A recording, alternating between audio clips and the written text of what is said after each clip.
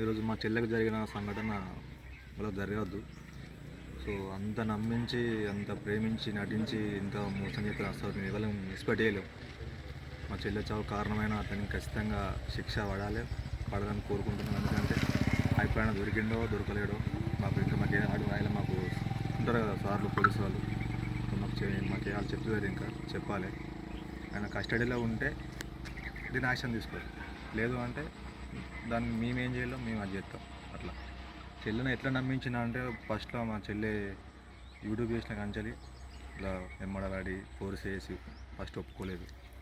తర్వాత మా family accept చేసింది, వాళ్ళ ఫ్యామిలీ అసలు యాక్సెప్ట్ చేయలేదు. మేము యాక్సెప్ట్ చేసి దగ్గర మేమే సొంతంగా పెళ్ళి చేసి మా పిన్ని వాళ్ళ ఇంట్లోనే మేము ఉంచినాం. అంత ప్రేమ చూసుకున్నా కూడా ఈరోజు ఇంత కిరాతకంగా చంపిపోయినా అంటే మా ఫ్యామిలీ ఇంతమంది అన్నదమ్ముల నుండి అసలు మేము కాపాడలేకపోయినాం మా చెల్లెని. కానీ దీన్ని మాత్రం ఖచ్చితంగా దీన్ని తీసుకోరు, ఖచ్చితంగా దీన్ని చర్య తీసుకోరు, న్యాయం జరగాలి అంతే.